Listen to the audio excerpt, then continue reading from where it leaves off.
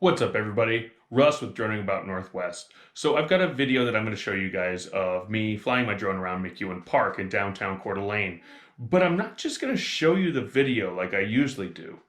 No, I'm actually going to do a storyline with my family, and it's going to include both my channel and my wife's channel. And what you guys are going to do is, instead of just showing you the video, at the end of each little short clip, and each short clip is going to be between a minute and 2 minutes long, you guys are going to have choices of other videos that you can choose for what you want us to do. Kind of like a choose your own way storyline. And eventually everybody gets to the same spot, which is going to be first the drone video of me.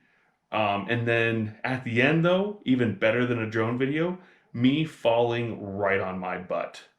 And everybody will get there. Not everybody will take the same path, but I think it's going to be fun, and we plan on doing this a few times. So I hope you guys all enjoy. To get to the next section of the story, just choose one of the next videos that pops up, and it'll be one of your options.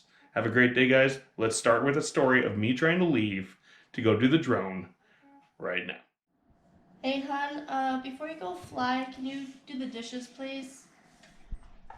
Okay, I'll do the dishes.